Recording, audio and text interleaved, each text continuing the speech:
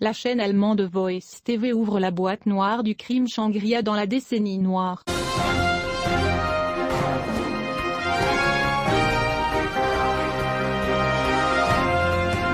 En raison de son comportement imprudent et de ses attitudes hostiles à l'égard du Maroc et de son mépris face aux décisions, normes et accords internationaux, le monde a commencé à prendre progressivement conscience de la réalité du régime militaire algérien. Il critique la junte militaire en Algérie et révèle son vrai visage, qui ne diffère en rien des régimes dictatoriaux qui prévalent en Corée du Nord, au Venezuela, etc.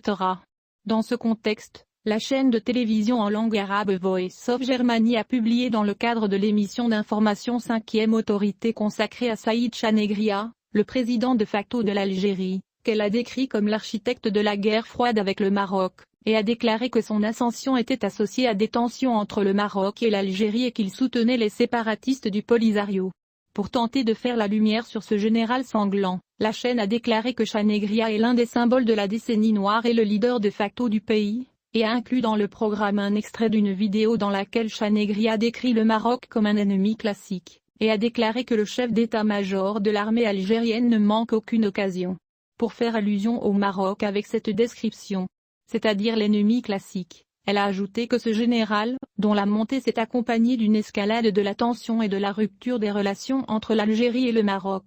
La chaîne a indiqué qu'en assumant le poste de chef d'état-major algérien après la mort de Gaid Salah en décembre 2019, Chanegria est devenu le deuxième homme du pays, mais en fait il est le véritable chef de l'Algérie, indiquant que le président nommé, Abdelmadjid Tebboune, n'est qu'un masque civil pour l'institution militaire. La chaîne cite un paragraphe d'un article publié par le journal français Le Monde, dans lequel il affirme que Tebboune n'est pas l'homme le plus fort d'Algérie, le vrai homme fort est son directeur de cabinet, et que sa nomination est intervenue comme une mesure symbolique au sein de l'armée pour contenir le mouvement algérien en 2019. La chaîne, selon la chaîne BBC et le magazine Jeune Afrique, a déclaré que Chanegria a passé la plupart de ses années de service en tant que commandant sur le terrain dans les forces terrestres algériennes, et a participé à de nombreuses guerres, dont la guerre d'octobre 1973, la guerre de sable contre le Maroc en 1963, ainsi que la guerre contre le terrorisme, ou la soi-disant décennie noire,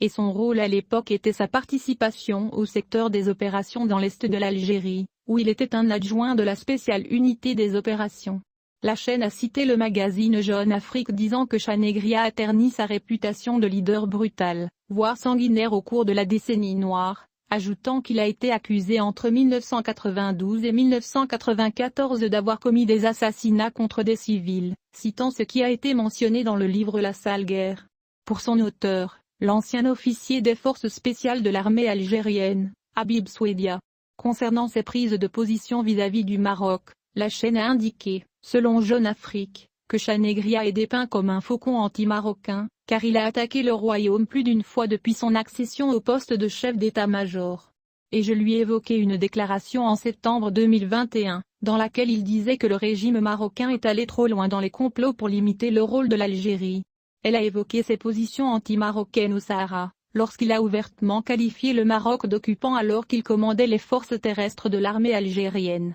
Après sa nomination comme chef d'état-major, il s'est de nouveau exprimé sur la question du Sahara marocain lors de la 9e conférence internationale sur la sécurité à Moscou, où il a rendu le même bilan, qualifiant le Maroc d'occupant, l'accusant de violer la Charte des droits de l'homme. Le droit dans le Sahara marocain. Il a également visité en juin 2021, accompagné du président désigné Abdelmadjid Tebboune, le chef des séparatistes du Polisario, le terroriste Ibrahim Ghali, à l'hôpital militaire d'Ain al-Najah, après avoir été sorti clandestinement d'Espagne à la suite du soi-disant scandale Batouche qui a aggravé les relations entre le Maroc et l'Espagne. Ces informations fournies par la chaîne allemande, bien qu'incomplètes, révèlent de manière tangible que les médias internationaux, et occidentaux en particulier, ont commencé à prendre conscience de la réalité du régime militaire au pouvoir en Algérie et de son danger pour la stabilité de la région et à la sécurité internationale, ce qui est évident à travers ce programme interactif sur Deutsche Welle,